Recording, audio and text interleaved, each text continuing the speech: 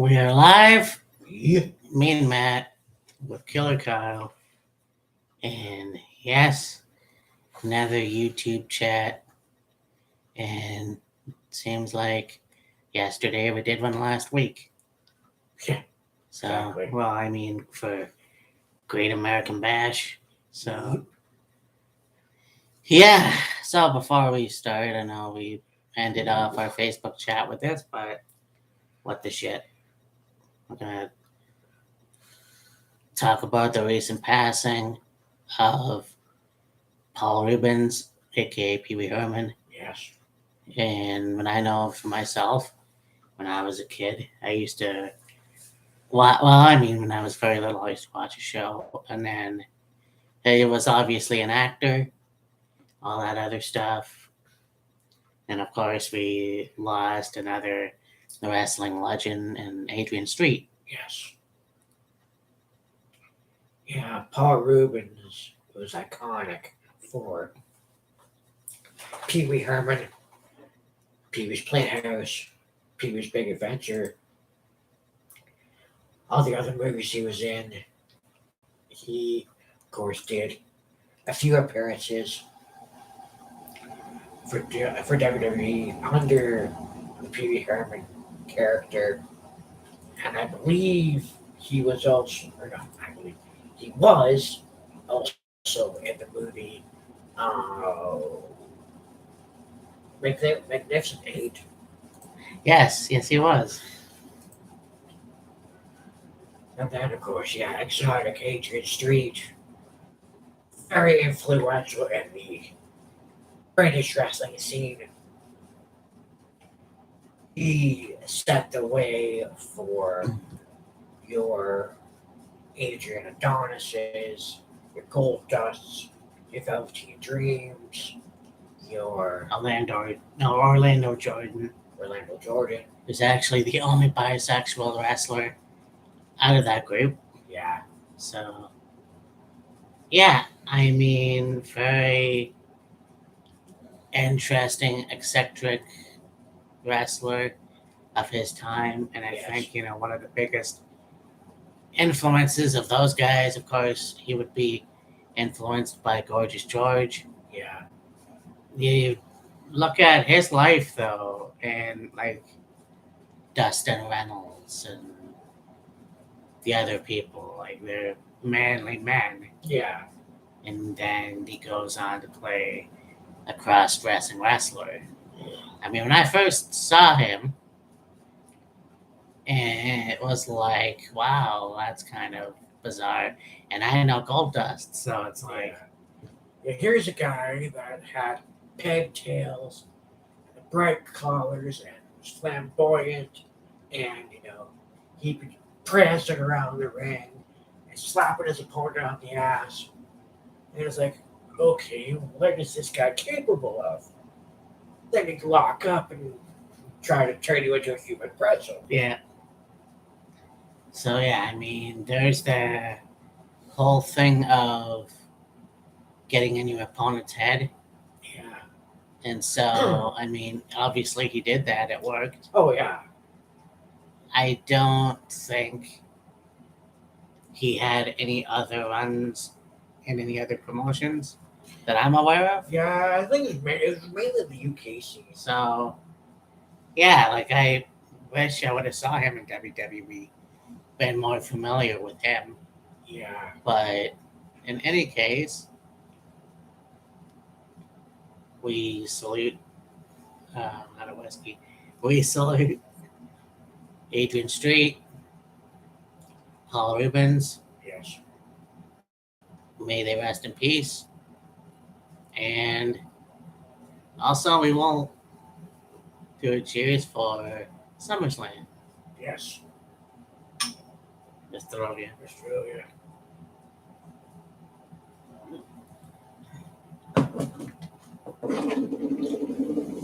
So with that out of the way, SummerSlam tomorrow night, Ford Field, Detroit, Michigan. And if it's any consolation, you look at the last two WrestleManias that we had, this should be even better. Yes. And it seems as if they made well. Mhm. There has been, or there was a common theme with Summerslam for the last couple of years. We don't know yet if they're going to keep that trend going, but you had SummerSlam last year, the return of Bailey, Dakota, and Io, farming damage control. Prior to that, you have the return of Becky Lynch. Will there be a return at Mhm. this year's SummerSlam? Potentially. So I think the year before that, Brock Lesnar. I think so, yeah. It could have been, that might have been that too. But yeah, I think at SummerSlam, like WrestleMania, well, the after WrestleMania, Right. you get a lot of people that returned.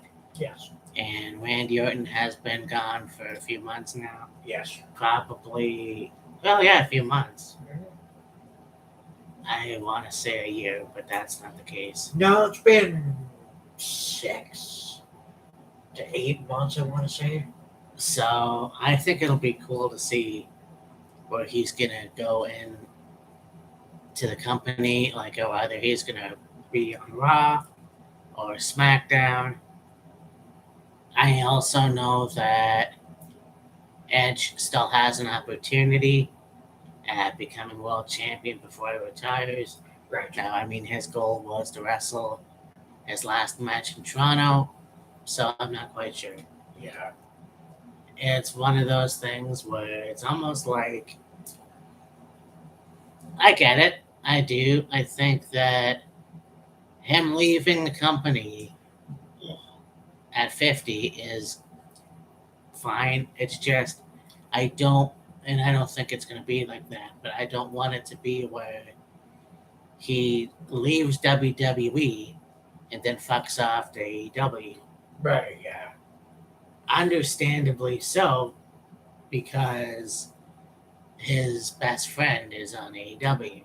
Yeah. Where that would fit, I don't know.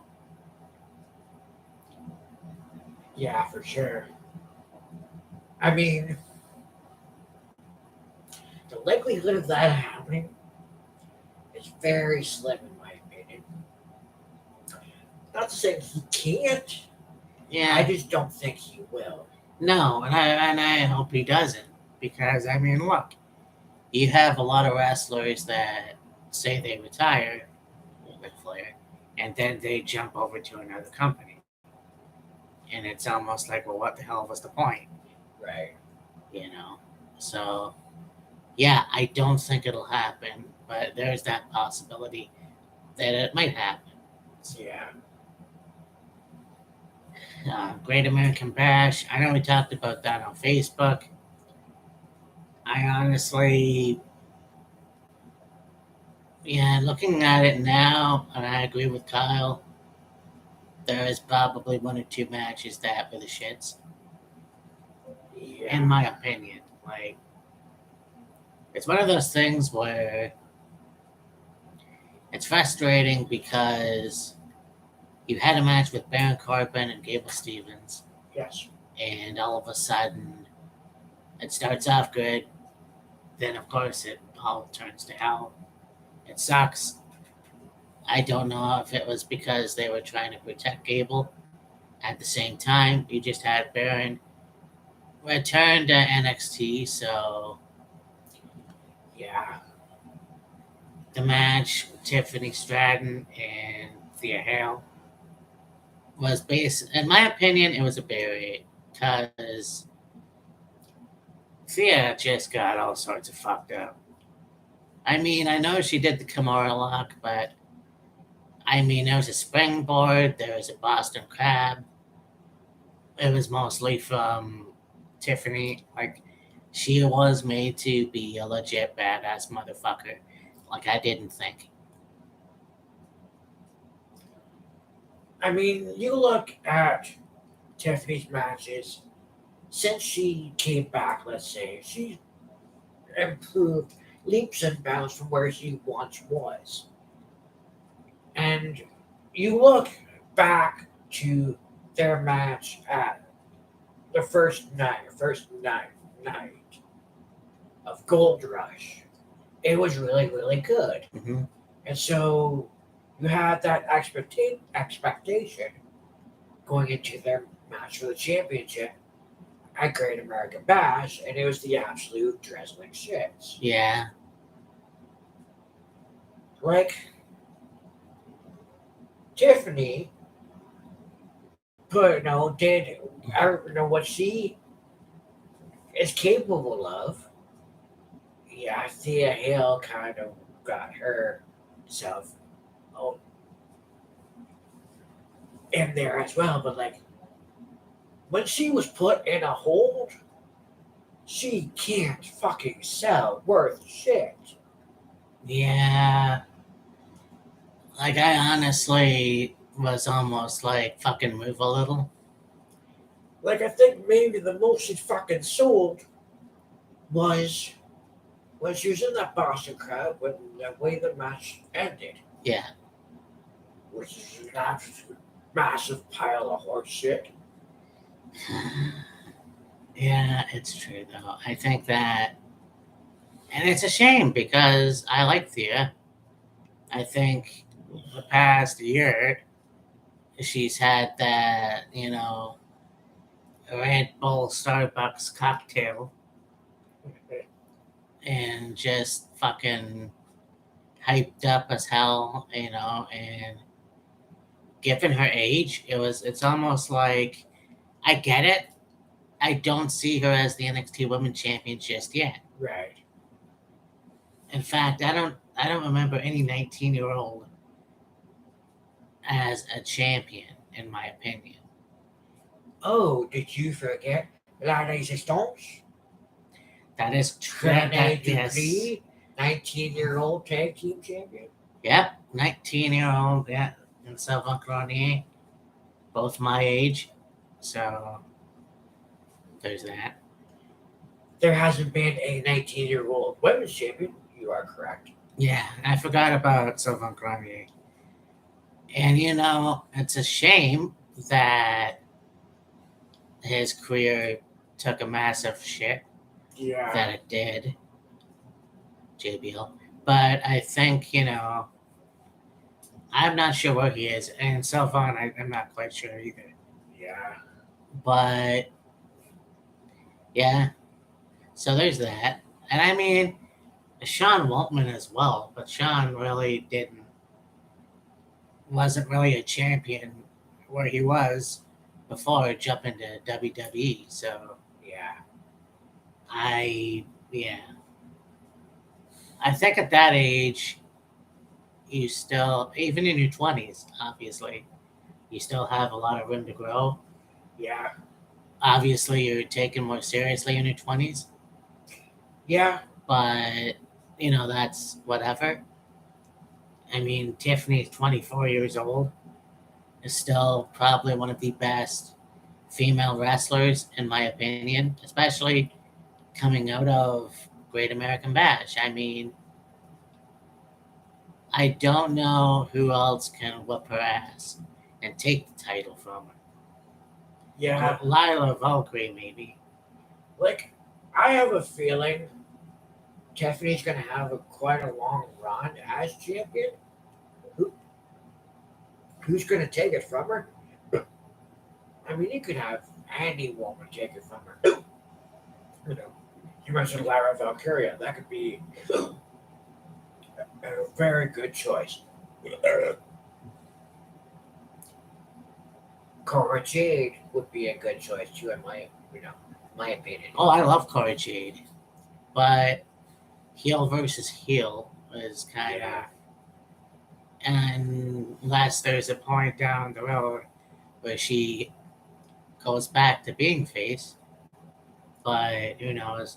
Roxanne Perez Yes. really impressed us at Great American Bash. Right. A lot, at least she impressed me. So.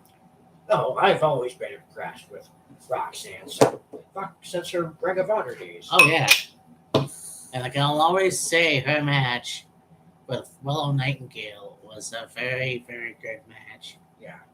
But so there's that. I mean, you go to the take team match. That was okay. Right. The triple threat. I mean, a friend of mine seemed to like it. It was okay too. It wasn't the greatest. Yeah. The main event, though, yeah, that was awesome. Yeah.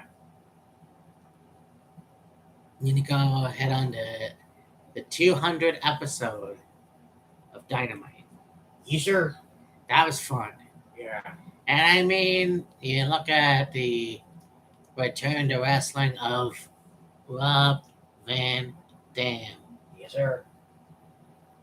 in his match with the FTW title, or for the FTW title next week. Yeah. And I said this in my video, at almost 53 years old, and I have not seen this with any other wrestler at that age, he still moves very well. Wait a minute. He's 53, and he can still move like he's 25. Yeah. Like, still just as quick as ever. Still, easily get good height on the 5-star. And, who knows what's going to happen next week with that FTW rules match for the FTW championship. I have a feeling it's going to be like a no disqualification match, whatever the fuck. Yeah. But, And, there's the fact, if people argue about age, hey, guess what? I've done that many times. yeah. Chris Jericho is the same age. So, Well, Chris Jericho's 50. yeah. 51. Yeah, 51. So He's Rob's almost 2 years older. Yeah, so you know what? No, I was wrong on that. They're both 51 going on 50. You know what? They're both in their 50s. You guys fucking correct us. I Yeah. thought I was being smart for a minute. Anyways. But the point is that, I mean, They can still go at 50s. they could still go. Oh, hell. Dustin's in his 50s. Yeah. He can still fucking go pretty good. Dustin Reynolds really impressed me because here's a guy that was a mess, Yeah. basically. And no offense to him, but he had the gold dust gimmick. He goes to WCW. He has that. Well, he was in WCW before that, but still has that, god awful gimmick that lasted a minute. Yeah. And his TNA run was the shits. Yeah. Bloated as fuck. Yeah. But then again, here's a guy that also doesn't want to relive that because he was fucked up during that time. Yeah. So, he got into shape eventually.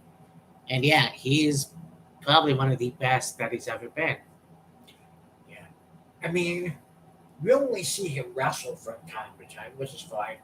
He's mainly just, I think he's like a producer Yeah. with the company or something. I mean, I heard Jake's doing good. Right, yeah. I mean, he surpassed a lot. He's somebody that we thought we would have lost a long time ago, but he's really turned himself around, Yes. so to speak. So there's that. Yeah, for sure. You talk, so, Dynamite, there's that. You also have the in-ring promo of MJF and Adam Cole. And usually I would watch something like that and just be good,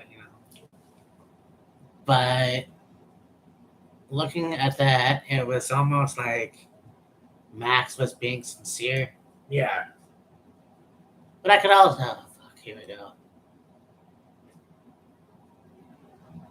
Okay, guess we're not going to. So, no, I mean, I've obviously known people who were bullied and became the bully. Yeah. And had to redeem themselves and not do that anymore. And I think that's where that storyline is. Yeah. But I mean, you look at a guy who also never broke kayfabe. Yes. He had that old school mentality of remaining the same guy, same character, whatever. You know, if you even watch his thing with Chris Van Vliet. So the thing with him and Adam Cole was good. They didn't become tag team champions, but the first announced match for All Out, Adam Cole and MJF for the AEW Championship. Yes. So It's like they're taking another shot at MJF being a face, but they're doing it in a way where okay, he's liked by the fans, but also like he's still gonna be who he is. yeah, scumbag. Yeah. And I mean, when you look at it this way, Stone Cold Steve Austin was liked, and he was a scum. Well, kind of. I don't know. Well, Stone Cold was like that's the only Stone Cold was like it was mostly because he was, kicking Vince's ass for Well, the most yeah, part. yeah. Other than that, like Hmm. I think prior to that, he was liked, but it seemed he got more favoritisms, if you will, when he got into that feud with Vince. Yeah. And so I thought about a lot during that segment. Like, I mean, I know Roderick Strong and Adam Cole have issues, like in storyline fashion or whatever the fuck. Yeah. You know, looking at would it be possible for Adam to turn on MJF and do a blatant switch, a la Steve Austin and Bret Hart? Maybe. Maybe. So that would be in. I don't want to see it, obviously. I mean, I think Adam Cole as a babyface is awesome. Right. As I don't think I would want to boo Adam Cole. Yeah. And so, yeah, we'll see what happens. Yukio Shida is the new AEW Women's Champion. You look at the fact that she is an OG All Elite wrestler. Yes. So, yeah. Yeah, for sure. And tonight, obviously, SmackDown is coming up. So, Right. by the way, I'm going to bring this up. What the fuck is with CM Punk being the real champion? You knew that was eventually gonna fucking happen, dude. Are you fucking kidding me? Yeah, I know. Fuck. What an asshole. Anyways, I mean, look, when I understand, like, I don't know. I say I understand, but it's almost like when Punk got injured, John Moxley, they vacated the title. He became the AEW champion. So okay, whatever. But then CM Punk returns and is like, I never lost the belt, but you got injured. There has to be a champion. Yeah. We no fucking anyways. It's almost like with John Cena and CM Punk. Like I mean, I it's good. I don't know. It's good heel heat. Yeah. You know, he put the X on the belt, almost like an NWO thing. Yeah. But yeah, I don't know. We'll see what happens with that. But I mean, he hasn't really had anything to do with MJF in a while. I know they had a good match, a dog collar match, if you will. Yes. So whatever. Yeah. So, anyways, yeah, SummerSlam tomorrow night. We will watch that. We will do a play-by-play like we did for Great American Bash. I hope that you guys watched it because I think I thought that was a good idea Yeah. because I don't have a fucking camera. So, anyways, for me, Matt, this is Killer Kyle, and we will talk to you next week. See ya. Deuces.